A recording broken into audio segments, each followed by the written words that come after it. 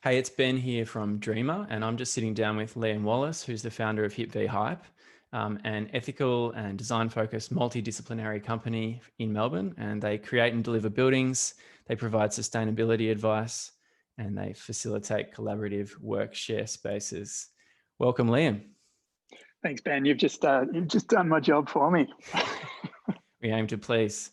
So let's start with just hearing a bit about your background, and then what led you to start HIP Hype. Yeah, cool. My background, I'll give you the long story, might as well. I guess I started off studying architecture at Melbourne Uni, and kind of went through the first 3 years of architecture, and then in the year out, back then, we used to do a year out of prac, and sort of started out the first couple of months or so in a typical studio environment, and I don't know, just at the time, it wasn't really for me. And I had a friend who was working in at 6 Degrees, Alan Ting, and one of the directors, Mark Healy from 6 Degrees, was doing his house in North Melbourne and needed some labour. And I sort of said, well, kind of put my hand up and said, well, if I work as a labourer, will you kind of sign off on my prac year? And the answer was yes. So I sort of went on site and picked up tools and kind of spent that year learning the practical side of the application of architecture. And the company was building that project, a company called Frank, and Wes Alfredson still has Frank. He's building one-off high-end houses around Melbourne, doing a beautiful job. But I ended up working with Frank sort of through the rest of my time at university. So I probably spent about 4 years on site all up. Really getting a strong appreciation for the connection between kind of design and implementation, and that's really been a big focus for me. And the key to that is highlighting this. This, if you want to elevate outcomes, if you want to be doing a really great job, you really do need a deep level of collaborative kind of engagement between designer and builder. Like, your builder's your best friend if you want to create really good work. They will.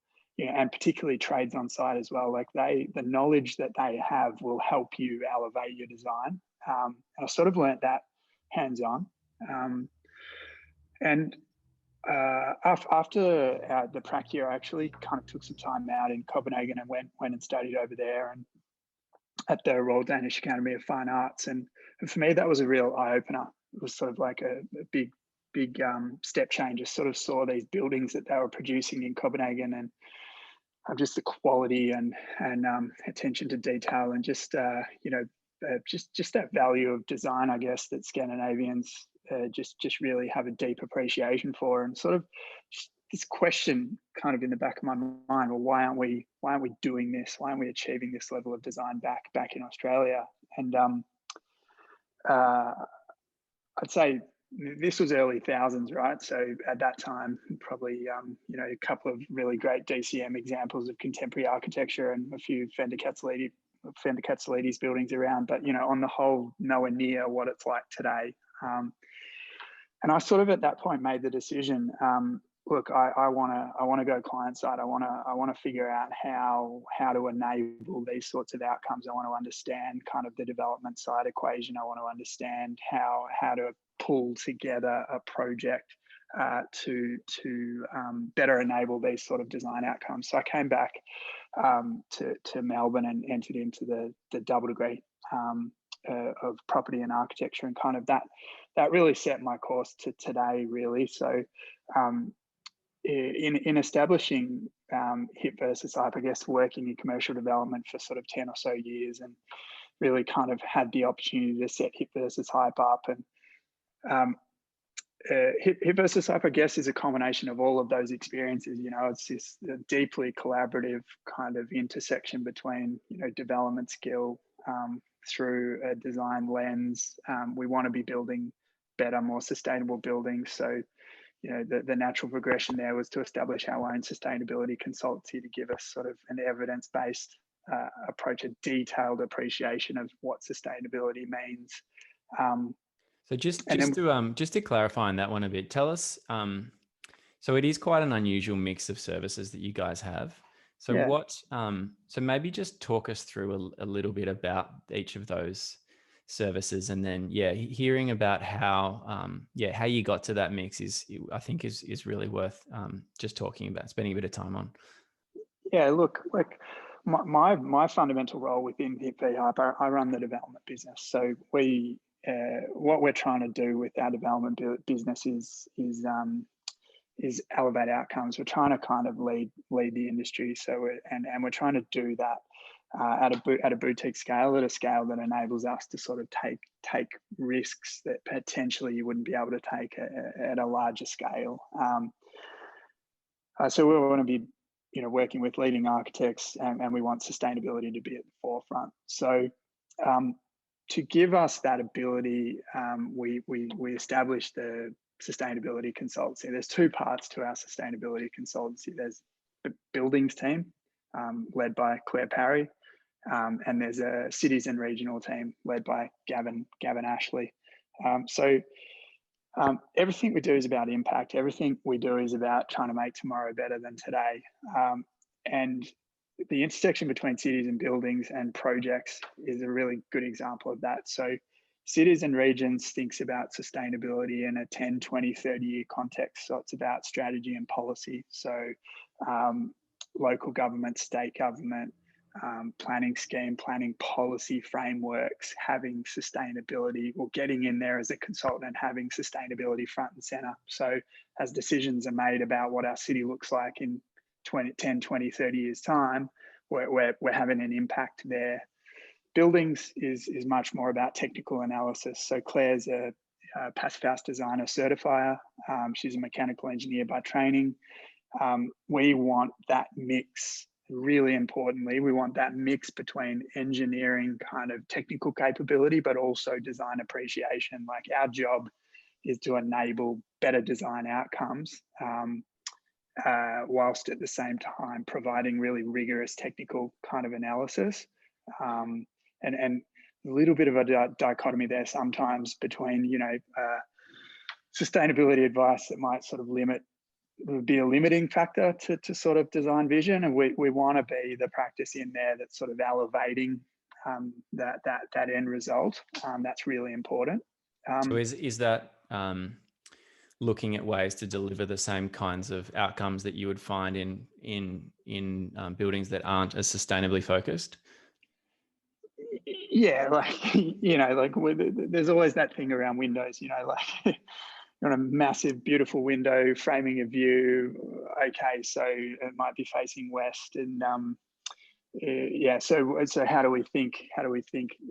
Beyond just the standard? Or you can't do that approach that perhaps exists within some sustainability consultancies, and actually sit there with the designer, work through the process, and kind of like identify the importance of framing that view, but at the same time, or how do we manage solar heat gain, or how to and bringing up examples and working through that process, because at the end of the day, you want that beautiful architectural outcome. You also want a product that really serves the client's needs, and they don't get baked come 4 o'clock on a sunny afternoon. So do you think there's a role in, I'll put it another way, do the purchasers, or do the general public who might be looking at buying a sustainable apartment or engaging an architect to do a sustainable renovation on their home, do you think there's an element of upskilling that needs to occur in the general community before we can get large scale uptake? And I know it is already starting to happen, that a lot more people are interested in this kind of stuff, but how do we I suppose what impact does that upskilling of the general public play in helping these sorts of projects get off the ground? Yeah, it's a really good question. I think over the last few years, we've sort of been involved in Sustainable House Day as an example, run by Renew, and it's sort of a take on Melbourne Open House Day, and really just opening up these homes that have been built, and showing that general kind of consumer the tangible benefit of a sustainable approach. And the cool thing is actually opening up the home, and then people can come through the home and actually talk to the owners themselves, because a sustainably built home, so much of that needs to be communicated through that lived experience. So something as simple as stability of temperature, right? Like a building well sited, with strong passive design principles, will just stay at a more consistent temperature without mechanical intervention for longer, throughout a greater period of the year. And ultimately, that's just a more comfortable home, because you need to turn the heater on less, and you need to turn the air conditioner on less if you have one. And that's like what we're aiming for here, is like just to get those passive design principles right. And it's been a great program, Sustainable House Day, like just opening up that conversation and that shared experience. So we're finding that that more and more people are quite literate as to the benefits of kind of sustainable design, and then the market's just not responding. We're doing projects and there's just not many of them out there, so more and more people want them. I think it's an exciting time. Mm, mm. And I suppose I'm, starting to think about how that sustainability narrative can be reframed from something that's perhaps a tacked on extra. And I think this is what you're alluding to as well. Something that's a tacked on extra that will detract from the way your house looks and make it look daggy, or the way your apartment looks, to something that's actually a very, very premium way of living. Because you do get those, you get better material outcomes that have less chemicals. You get, you get better thermal performance, as you said, consistent temperatures. So I suppose I think that, reframing what sustainability means for people might play a big part in that as well. Yeah, look, we've kind of got this concept that we work on, premium low impact living, and we sort of break it down from the siding of a building, the external envelope window placements, external shading, that sort of stuff, into internal active systems. One of the things we do a lot of work on, as you start to build to a higher quality, a higher tolerance, your building starts to become more airtight, and beyond a certain threshold, you need to actually actively ventilate your buildings. So when you're getting towards that passive house standard, you're actually having to actively ventilate your homes, and the beauty of that is, you've got a low energy system that runs constantly in the background, bringing fresh air into all of your habitable rooms. And the kicker for me is that there's a filtration system embedded in that heat recovery ventilation unit. And so for a climate like Melbourne, where we get those big northerlies that blow a bunch of pollen around, and people with allergies really suffer. I know myself, I've got asthma, right? So on those days, it's really not great. But our recent experience, we built 3 kind of basically passive house standard townhouses, non-certified, in Brunswick, and we've been living in those for the last 6 months. And like the benefits kind of material. You just, on those hot blowy days, you lock the house up, the ventilation system ticks over. You get your air filtered, it's clean, it's fresh, the home stays at a more consistent temperature. We don't have active air conditioning in the home, and downstairs with the concrete slab giving us like great thermal mass, we downstairs doesn't get above sort of 23 degrees. Upstairs goes up towards sort of 25 without active air conditioning. So you're getting those tangible benefits of clean filtered air and more consistent temperature. It's a real game changer, having kind of moved into this downhouse and actually experiencing it myself now. Has been amazing, actually. Yeah, it sounds really powerful. Could you just tell us a bit about, I think for people that don't understand exactly why you might mechanically ventilate a house, why that's needed, do you want to just talk a bit about why we have to do that once you start getting towards the passive house standard, and maybe even talk a little bit about what that passive house kind of means in a broad sense? Yeah, sure. So there's basically a concept called air change. So a unit of air change per hour within a given space. And if you can imagine where everybody knows, right? Everybody that's ever lived in a home knows that over time a home moves and sort of cracks open up, and so your average home in Australia leaks quite a lot of air. So there's quite a high level of natural air exchange in a given period of time that occurs on a daily basis. So when it's really, really hot outside, throughout the day, there's going to be a certain amount of volume of air that's just going to naturally come into your home. And that's how your home sort of heats up throughout the day. You kind of just get that heat energy coming into your home. The other source of heat energy is where you've got direct sun coming through a window and hitting something like a concrete floor or a brick wall and really soaking up that energy. We call that kind of thermal mass. So passive house and also just really high quality builds, right? So when you're building well with a really great builder, those gaps are smaller. When you get to passive house standard, you start to aim for close to 0 air changes per given unit of time. And you're actively sealing gaps. So you're using kind of active fillers to seal gaps next to windows, next to floor junctions, next to roof junctions. And you're really trying to get down to 0. So you're really trying to get down to, okay, so the only external air coming into the house is when you open a front door or a window or something. And other than that, the house is quite sealed. And you do, when the home's finished, you do something called a blower door test. So people might have seen it on grand designs where they put this fan in the front door and seal up all the windows and calculate. They do a pressure calculation to calculate air change. So when you get down to that level of air tightness, like you need to bring fresh air in, and these units work really, really well. And they've got a heat exchanger in them essentially. So if you can imagine, the best way to think about it is a winter example. So your indoor air temperature might be 22 degrees, outdoor might be 10 degrees in Melbourne, say. So the 10 degree air comes in, it's brought in mechanically in a duct, and it hits the heat exchange, and the air from inside your house hits the air within the heat exchange.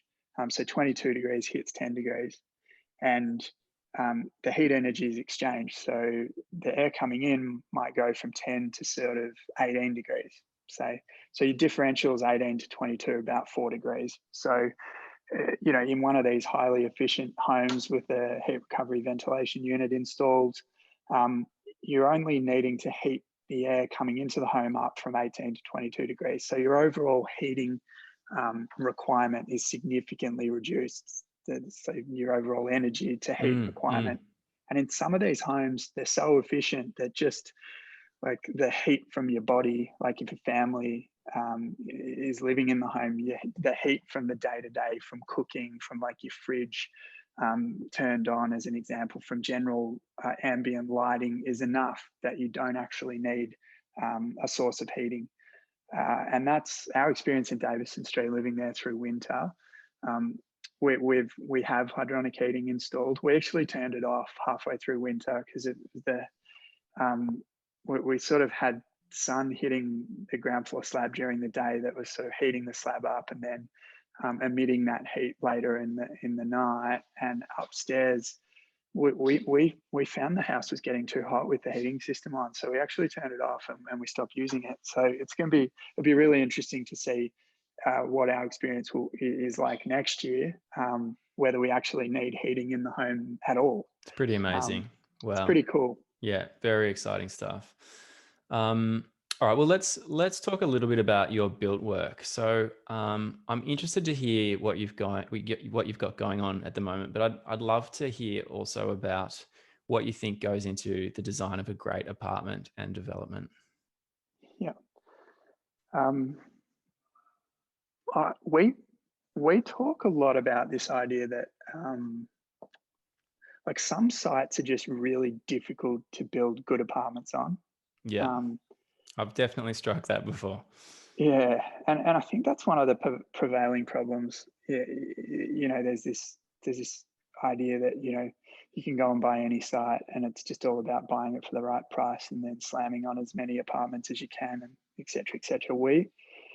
we actually spend a lot of time selecting the sites that ultimately we end up buying for projects, because like we fundamentally believe that you can't do a decent project on every site. Like, it's actually the fundamental attributes of a site, whether that be northern frontage or depth of site, or just kind of more broadly surrounding amenities. So you've got a decent outlook, connection to existing essential amenity. Well, obviously, like, the cafe shots that you see in all these development brochures. But how do we manage that interface between higher density and the implications of kind of inner city locations? So acoustics is one of those considerations.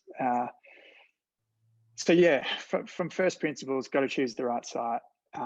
Work with your design team to kind of run through a bunch of different options to make sure that you can get that really high quality outcome from the get-go, and you build that in. We build that into our feasibility assumptions, and that feeds into our brief to our design team, which is critical. Yeah. And what about at the more sort of human scale level? What do you think? What sort of design outcomes have you guys tried to pursue to deliver such lovely apartments? Yeah, look, I think the apartment typology itself tends to be quite commercial. So, and that's led to an extent by kind of regulation, fire,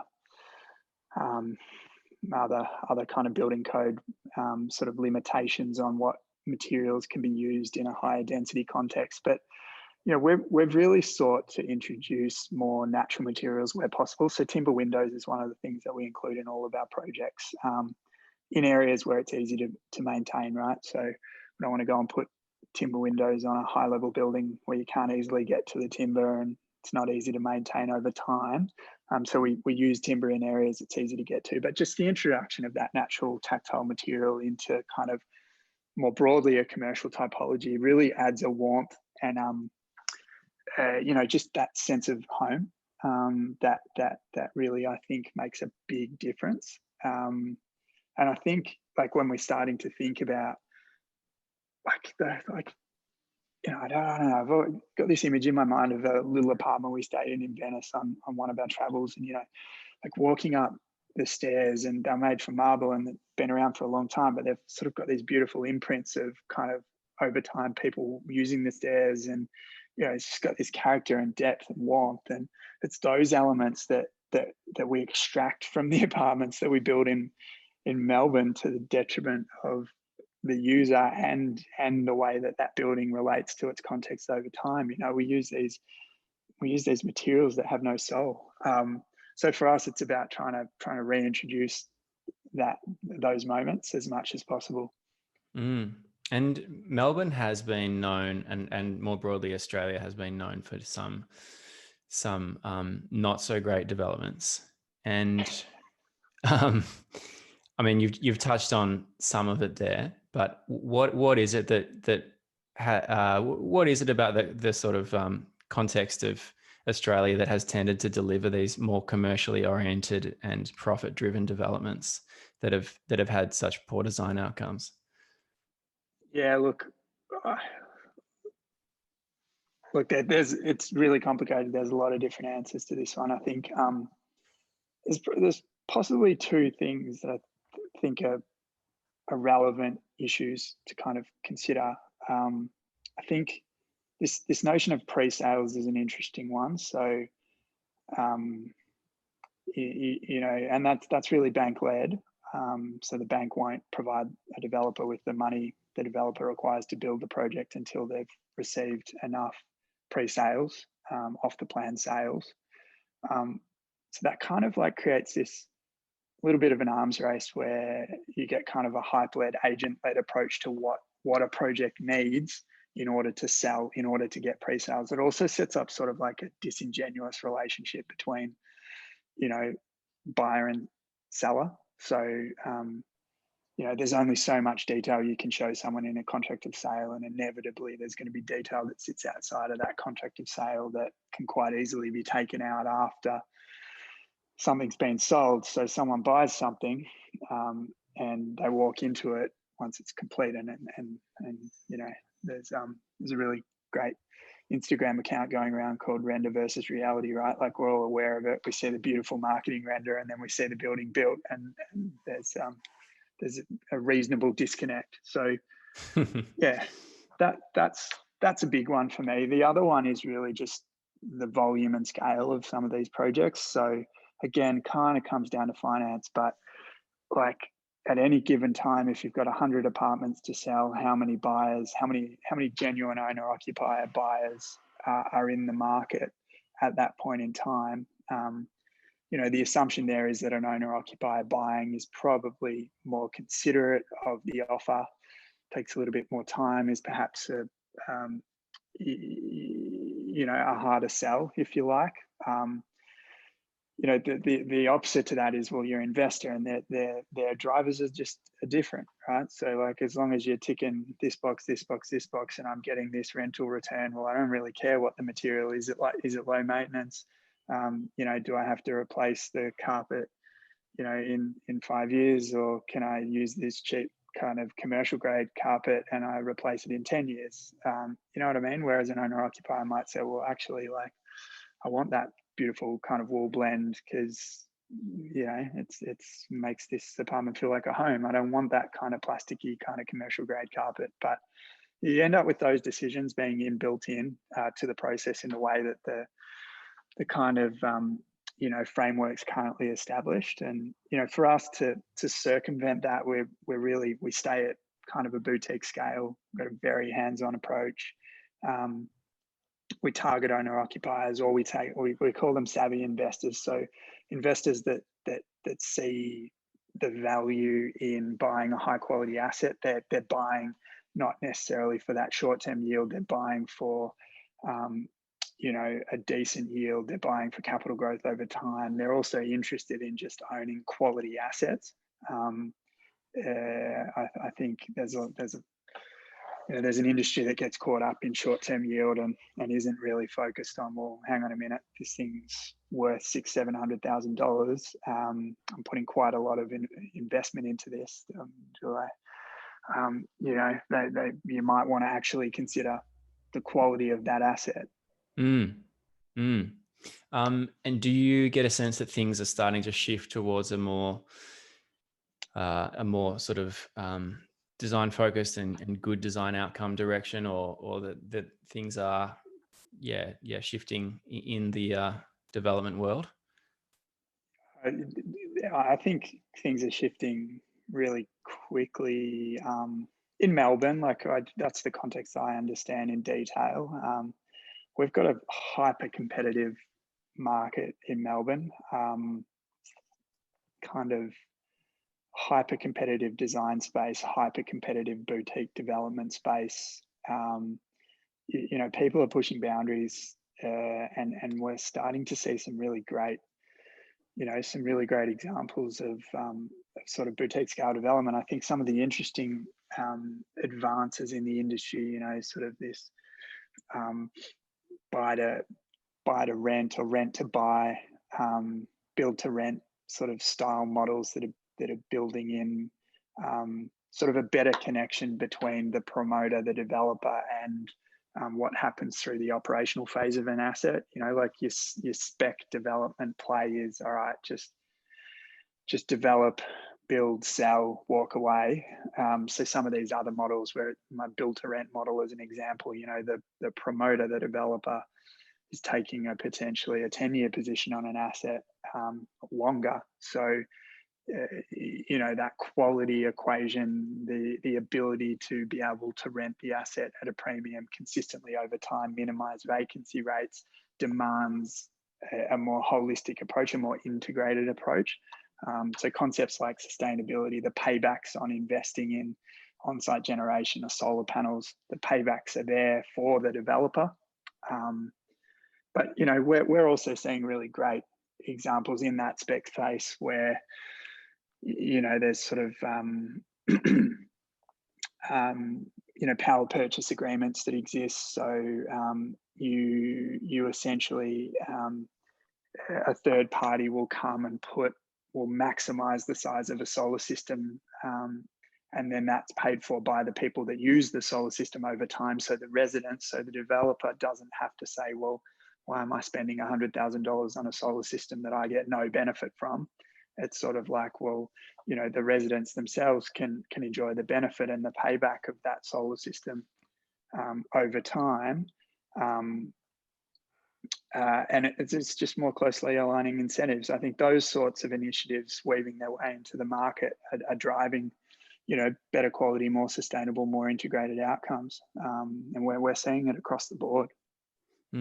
All right. Yeah. And so how do you see, so as we see different development models coming online in Melbourne and becoming a bit more mainstream. So we've got ethical kind of development models that are profit for purpose, I think you'd say, such as the Nightingale style development, or you've got citizen-led style development models where the whole development is led by a group of purchasers who are working with some sort of development team to bring something online, but they really lead the whole process financially. And then there's, I suppose, less common development models like co-housing or Bow Group. So yeah, how do you see the mix changing, over time, and what do you think a good mix would look like? And is there always going to be a place for profit-driven, style development? Look, I'm gonna go out on a limb here. Like we talk a lot about this idea of like people, planet, prosperity. So, and a rebalancing. I think we like fundamentally don't think there's anything wrong with operating a business to make a profit. What we do think is wrong is operating a business to make a profit at the expense of kind of broader social outcomes or environmental outcomes. And that's where we've got ourselves kind of in a little bit of a pickle, I reckon, because we've been chasing profit and, tearing down rainforests. You mean the world, not you guys. the world more broadly, so we've Yeah. been destroying our natural ecosystems and potentially we haven't been as socially focused as we should have been. So like we sort of, that's our modus operandi in HIP versus hype. We fundamentally think that making a profit's okay. It's just not an excessive profit at the expense of these other really important attributes. So like in answer to your question, having a mix of all of these different development kind of frameworks is really awesome. And it's awesome to see some of this kind of Bow Group and kind of citizen-led stuff coming through. And the Davison Street project that we've just recently completed is like that at its heart is co-development or Bow Group. And it's, Chris from Archer, myself and Pete Steele, who's at Greensing now, came together and basically took one townhouse each and set up a system where we've got a shared front yard, and we push boundaries where a typical sort of townhouse style development wouldn't necessarily be incentivized to push those boundaries, and we get this really interesting townhouse topology in Brunswick. So that's kind of important, and then like we're sending signals like every weekend we're out the front, we see sort of developer types coming to see the project because it's received so much press, and then they're kind of going to take some of that and go and implement it into their project. So that's kind of a positive spread, and something that I've always been interested in. Like when we're doing these high quality outcomes, then we're kind of raising the bar everywhere when it works. It just takes a bit of time, but development's really complicated, and like there's a specific skill set required, like design, right? Like design is very, very complicated. To be a really good designer takes a really long time and a particular skill set. And development's a little bit the same. It's like you can't just go and do it tomorrow. Kind of can, you'll photo your way through it. It'll take 5 times longer and cost you more and all the rest of it, but it's a skill set. And I think, and Nightingale is a really good example of that, where I think, it started off with a particular idea and then slowly learnt that, it was going to require a different framework through which to kind of achieve its end goal, and now it's kind of acting much more collaboratively. They have in-house development team. Like it's evolved through its learning experience. So yeah, I just think at the end of the day, if we've got different development models that are chasing better end outcomes, not just profit, and that's sending a signal back to the kind of more traditional development market that, hey, people want this better quality stuff, and around the edges they're willing to go and do it themselves. That's sending that signal back to the more traditional market that, hey, you know, your average person out there wants something better, and they start to engage better quality architects. And we've seen it, you know, that Nightingale effect back through the more traditional market. You know, companies like Milieu are engaging Breathe Architecture. You know, the Nightingale architects are getting engaged, or Maynard's getting engaged by Lucent Capital. It's sort of like those relationships that wouldn't necessarily have existed now exist because of this idea, and the more traditional market sees that works and then kind of starts to adopt it, which is pretty cool. Yeah, absolutely. So if someone's looking for an apartment, what should they look for? How do they know? And I suppose given the context of that we've discussed previously around that they're likely to be purchasing in that pre-sales, you know, pre-construction time, Yep. what should they look for? And I suppose following on from that, it'd be really interesting to hear about, you know, apartment living versus living in the outer suburbs, and how we might weigh up the benefits of each.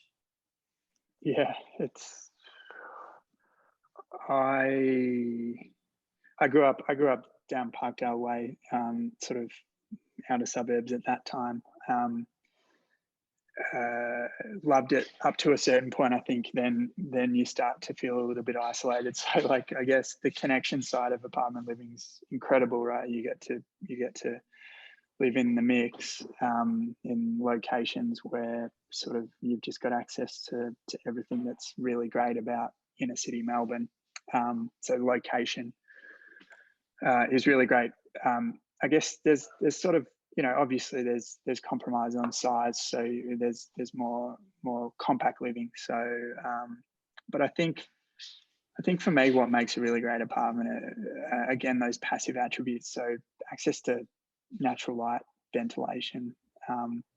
Something you want to consider when you're buying off the plan is consider your context. Like I think the way the industry's geared is they're purposefully narrowing your context, your decision-making context when you're considering an apartment. So something as simple as like considering where the apartment is in the building and what that's going to mean for you when you're inside your apartment. So what sort of view you're going to have? Are you going to be closer to the noisy pub? Are you going to be further away?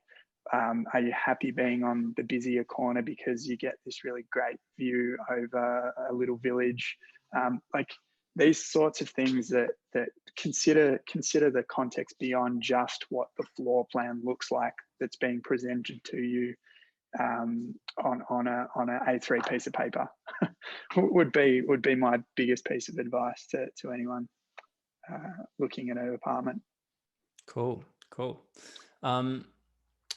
All right. And I think probably just finally, what is there anything that's exciting you in the moment at the moment about the you know, the design of apartments in Melbourne, or is there anything that you've seen or that you guys are doing that you're finding just super exciting that might be, you know, a little bit of an innovation or something a bit different that's going on?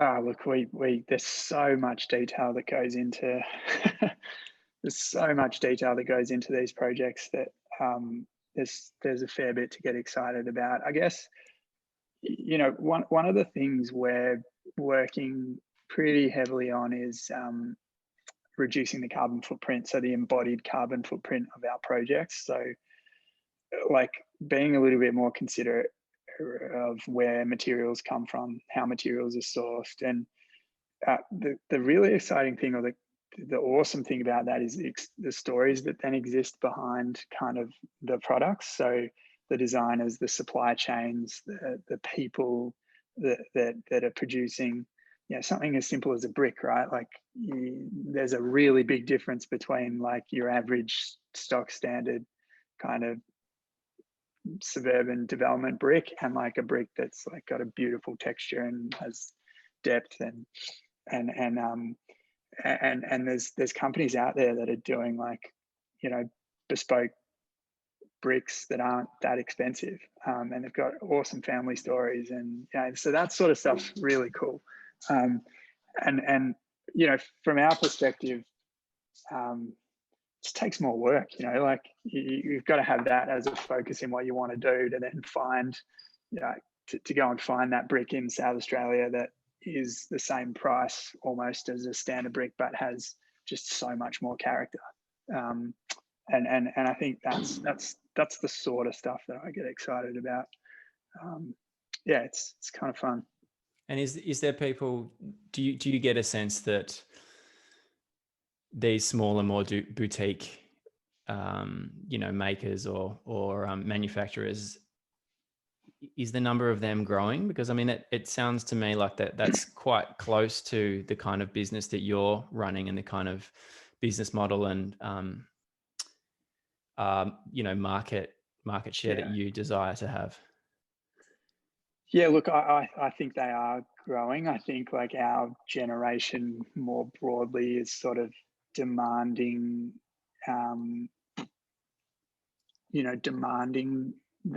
that product, and is really looking to support like not only the product but the story behind the product. I think that like we really want to know what we're putting into our houses, what we're putting into our into our mouths, the food we eat, like everything. We're just demanding a lot more. We're becoming significantly more conscious about how we do what we do on a daily basis. And I think the exciting thing about that is it just supports these smaller businesses. It gives them the market. I think, like I've seen it in your product, you're out there kind of searching and looking and specifying. You're not just going to the big brands because it's easy and they give you a kickback and a free trip overseas. Like, no offense to anyone in making that statement, but you know what I mean? Like there's a deeper story there. And I think hopefully that'll only increase. I think this whole COVID experience is kind of been a further eye-opener as to what's on our doorstep. That's been just exploring our 5K radius, with an open mind, and you're just blown away by how much depth and texture exists like on your doorstep. So yeah, it's I do see growth in that space. So great to hear. Thank you so much for chatting to me, Liam. Look forward to catching up with you soon. Sounds good, mate. Thank you.